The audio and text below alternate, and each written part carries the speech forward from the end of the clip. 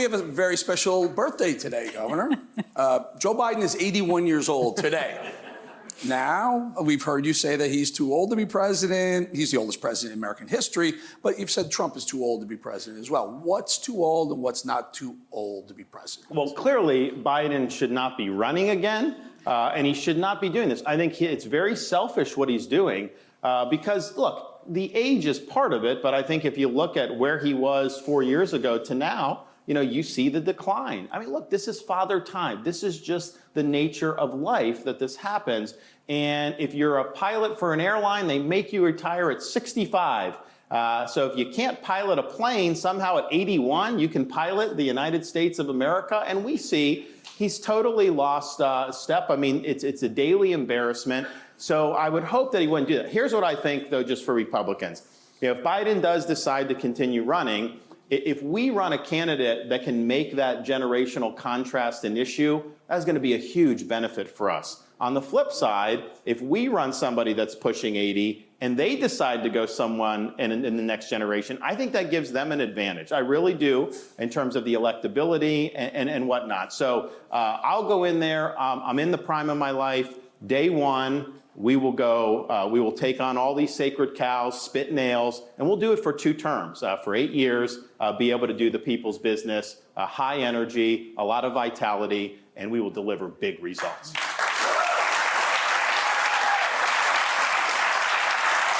Do you think it will be Biden? You kind of alluded that you still think there could be somebody else. So here's what I think. I think that the Democrats know the age. It's a big issue with voters, I think, and so I think that they want him. I think they want someone else.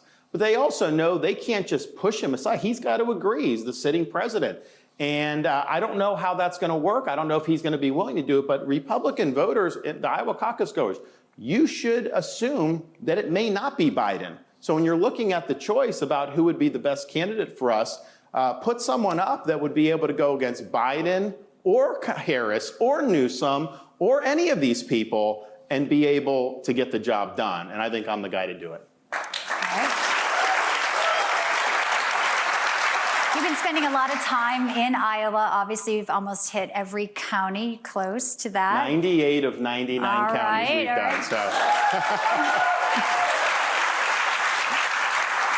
So people here are getting that one-on-one with you. But obviously, there's also the left-wing media that has a different, well, I'm just going to say less flattering version of you. We have a little montage here, Governor DeSantis, if you will indulge us. Let's play this clip.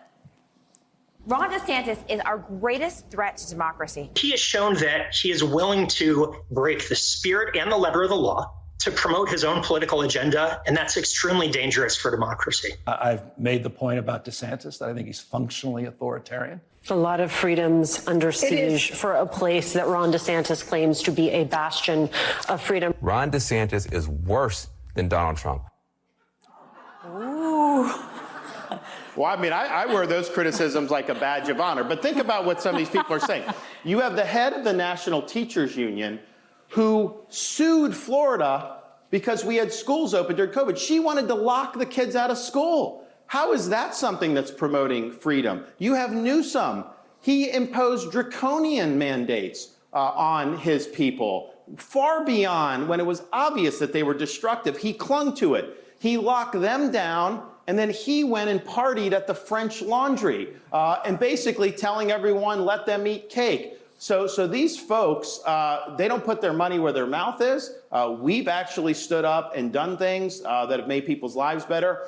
And I can cite you statistics chapter and verse, but I don't even need to do that. People are moving into Florida because we've created an oasis of freedom. They're leaving California, they're leaving New York, and they're leaving Illinois because those states have infringed on people's well-being and their freedoms.